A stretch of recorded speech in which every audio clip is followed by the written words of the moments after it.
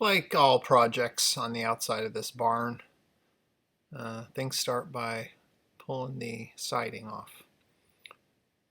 I got an extra special helper on this project, Mr. Brett Brantner, from all the way from Washington State. But yeah, kind of team up on pulling these fasteners out and get the steel off so we can get busy with some fun stuff. So pull all the screws and pull more screws, and then yeah, gotta move 3 sheets. The window we're going to put in is 8 feet wide, but it's kind of partially in that sheet on the right, and I didn't really want to remove that vent that you see there on the right side, so I left that sheet on. Next step, set up the scaffold. Pretty straightforward. Get it set. I put it on some 2x blocks there, some 2x8. Usually a good idea because it's really just metal post sink into the ground. Once we get it locked in place, start cutting out for the sink opening and window opening, and realize that the scaffold's in the way, so we had to scoot it down a little bit. And now we get a little bit more flexibility on pulling that sheet out so I can get in there to cut the house wrap. I got plastic on the inside, cut that out. And now Brett's going to come up and help me prep the opening. I've showed this process before. Basically, you have some sticky tape, and I'm going to tape the bottom sill first. Kind of lip that around the front on the house wrap. That's that piece I'm putting right there. Goes down about 1.5 inches or so. Really start fighting with that siding, where this piece of siding we left on. So I decide just to cut it out real quick. Brett's going to get me the little nibbler tool, and it's going to make real short work of this. Pretty rough cut, but it gets it out of our way.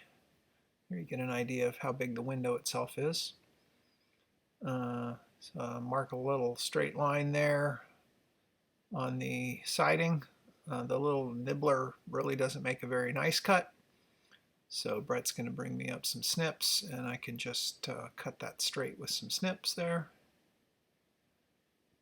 and get that corner cleaned up and a little bit more flashing over on that side.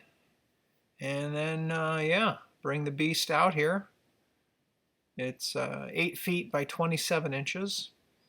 Not super heavy. A little bit bigger than the one that Carmen and I put in the living side. Had to tuck it in behind that siding there, as you see, and because of my rough cut, it's getting kind of bound up, so I take the snips and trim it a little bit more. I think it's good, so I go in. I think the little flashing flaps holding things up, but no, still won't go all the way. Realize that I got a little bit more tin snip to do. So push the window out of the way. Do some sketchy ladder action, and then right there, slides in, done. So it fits good. We had already kind of leveled the rough opening, make sure it was good. Make sure our little nailing flange is out. I'm just going to go through and quickly nail that flange. I did give Brett the opportunity to use the hammer, but he was afraid he'd hit the window, so I understand. He's supposed to help, not break stuff. So yeah, windows in. Now it's time to, again, put another layer of the tape flashing. Start on the bottom. Lap it over on the corners, and then do the sides. Lap that over the first piece, and then put a piece up at the top. I'm not going to be able to get any flashing tape on that right side over by where the vent is. I'm not worried about that so much. Just the way that the window has this integral flap, I'm not worried about leaking in anything. So start by putting the J channel on the bottom. I think I've probably shown how to do this before. Kind of make it the width of the window plus a little bit. Slide it behind the siding there.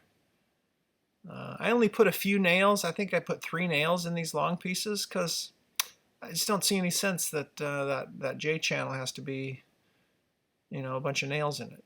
The window's in. The J channel, all it's doing is kind of trimming out the siding, make it look clean. So yeah, a couple nails is all I usually do. I do put some sealant at the top where the head J channel meets the sides. That would be the only spot where there might be some water intrusion. I do lap over the corners. Oh, here I cut the piece too short. Forgot about that. Here's Brett admiring the garden, taking a break. Yeah, so I cut that a little short. This is the trickiest part right here. We got to get this right side in. I'm going to cut it real fast and then do a little magic to get it to slide into place. This was pretty straightforward, didn't have too many problems there.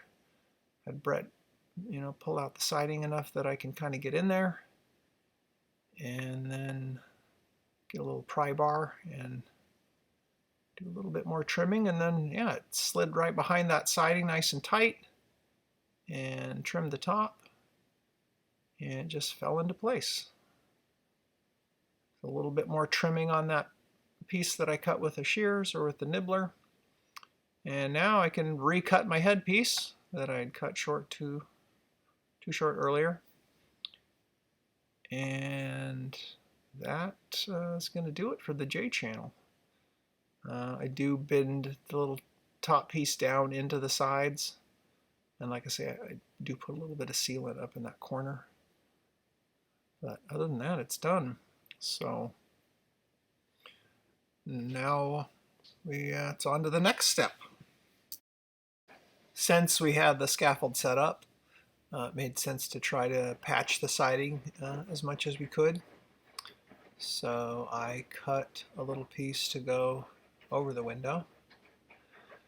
Brett came out and started putting screws back in the panel that we left in place.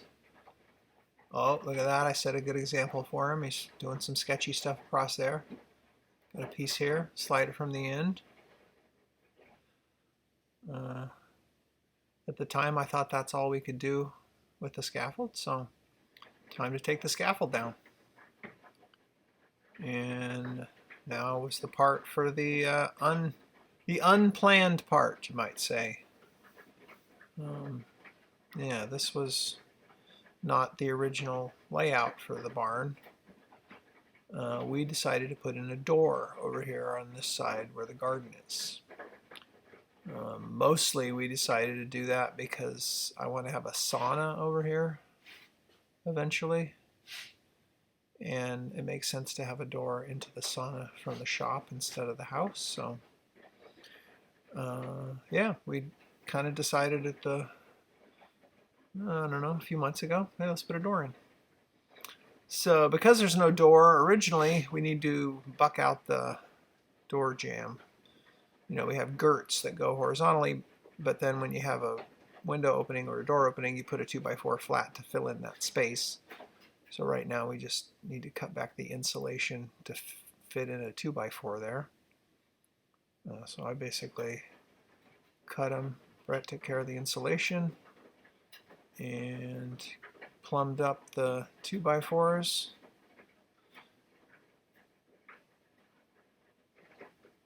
And screwed them in place.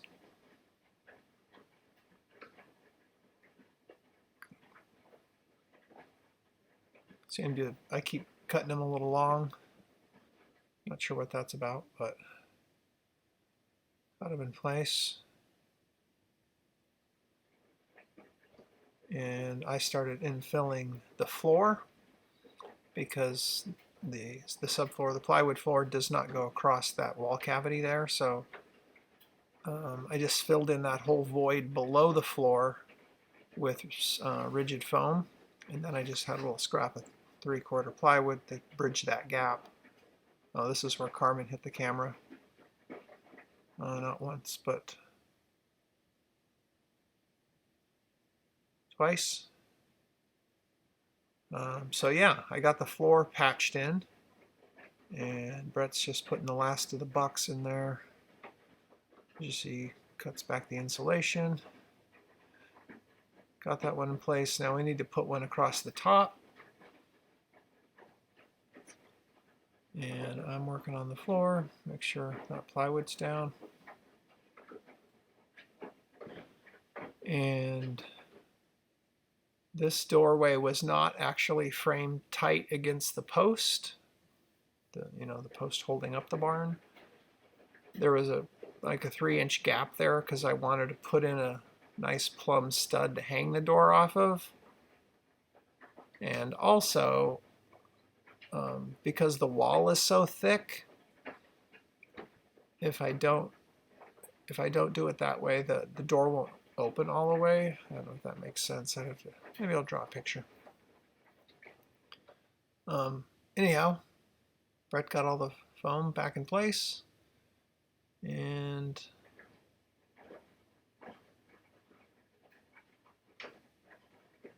put down the subfloor piece.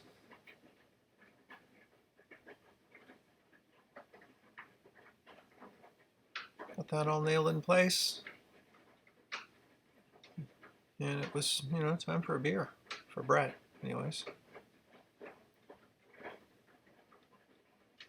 Check to see the floor, make sure it's level enough.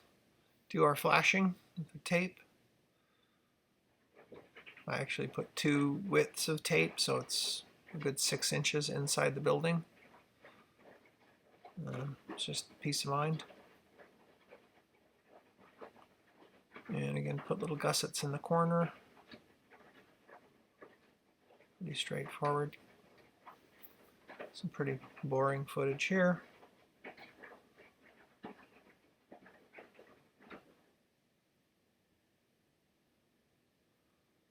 So now, what was next? Bring that door. It's got brick mold. I don't like brick mold. I never have liked brick mold, so I took that off and hoisted it up. Got it up in place. Made sure it fit. It was a good fit.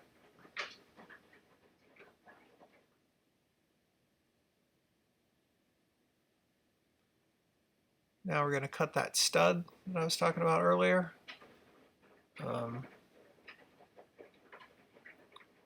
Just attach that through the blocking, through the girts, and that blocking that Brett just put through, so we can screw that all into that stud there to make that hinge side strong.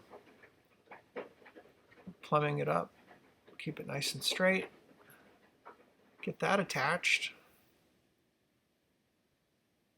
And yeah, we're ready to put that door in. So, tack back the paper a bit.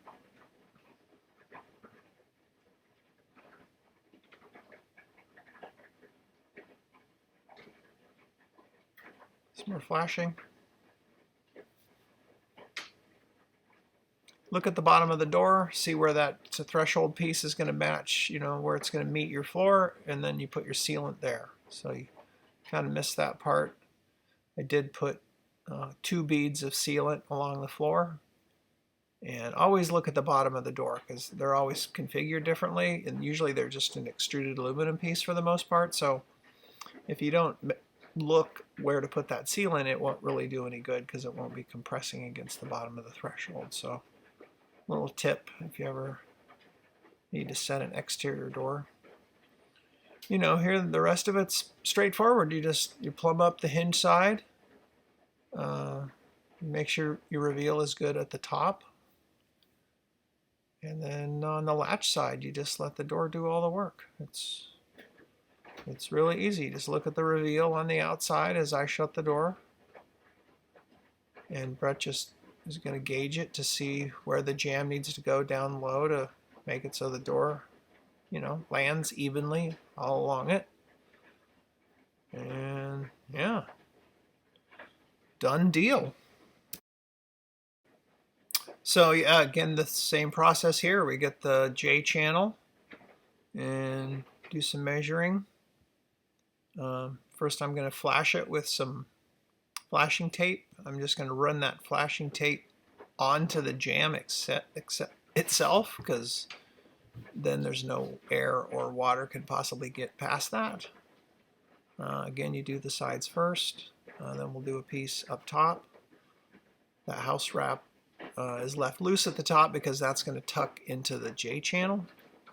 That way, if any water ever gets trapped there, it goes into the J channel and out. So, cut our metal. I think on this opening I didn't miscut anything, which, at my age is always a win. I did get a little finicky with the fit down on the threshold, so I cut it a few times, kind of crept up on it, wanted it to look good, but also, perform properly as far as waterproof. And got that side cut the next side. And here I put a bead of sealant between the house, or that flashing tape, and the J channel. Just as it's a sealer in the back, but you don't necessarily see it. And then, like I say, I just did 3 nails on that side. Doing the other side, same thing. I'm just going to barely tack that on. You see Carmen working in the garden, distracting us.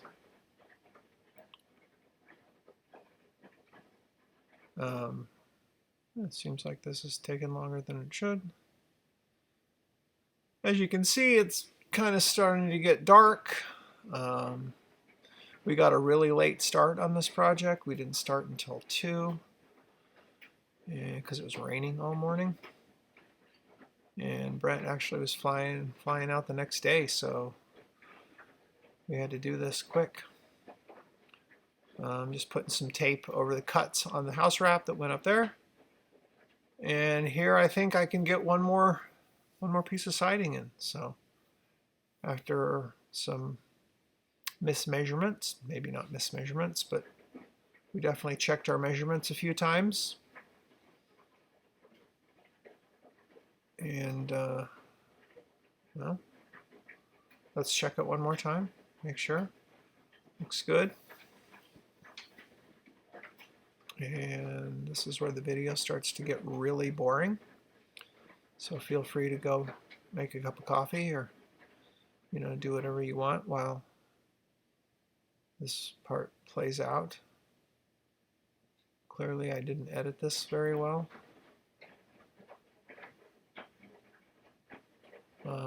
Yeah, this piece went in pretty easily. Yeah, but then yeah, we were out of light. So this is going to have to wait till tomorrow. Hello, okay. Internet. Yeah. Oh, good one. Yeah. We're here with the great Brett Brantner, otherwise known as Mr. Plywood. Thank you, sir. Yeah. And what did we do yesterday? That is what we did yesterday. So yeah, how did it go? Actually, it went really well. It was a stretch at times. Definitely took me out of my comfort zone a few different times, but you got a little wobbly on that scaffold. Yeah, exactly. But not too bad. The man that is Mike got me through it, and that's right. Look what we got. So we put in the upper window first, and then cut out the lower door and framed it in. The door that we had not planned on putting in. Right. New plan. Yep. Eventually there will be 2 more windows down the side. Same elevation as that. That's the same elevation as and then the door room. will go to the sauna. Sauna. Yeah. Otherwise known as the sauna. On my side of the world, the sauna. Yeah. So So Yeah. So what'd you think? Easy project? I Ready would, to take it on your own? no, definitely not by myself. So not really easy, but definitely prepared step by step. Yep. Pretty straightforward. Pretty So smooth. yeah, I think so. Ran out of What, light last night, but Yeah. We finished up today. What'd you think of the Northland up here? it's beautiful country. Yeah, absolutely. So first visit, so got to see some different fun things. St. Louis River, of course, going out to Superior, and if you don't realize how large lakes like that are, you got to see it, because it felt like I was at the beach on the West Coast, looking out over the ocean, because you don't see any landmarks out there once you start looking out over the ocean. It's unbelievable. So Yep. so beautiful. So, and of course, typical Portland weather here in Proctor. Rain almost the whole time. We had to wait to the end of the trip to do the project. Yep. And even yesterday, we didn't think it was gonna happen. No, we 'cause- started later than we wanted to, Yeah, but it didn't start till 2 because it rained all morning. Yeah. So. all good. All right. Great visit. Would you come back? 100%. I'll be back. Yeah. All right. I got windows to help put in. That's right. 13 more windows. Brett said he's going to help with all of them. No, but all good. All right. Thanks, Brett. Absolutely, Mike.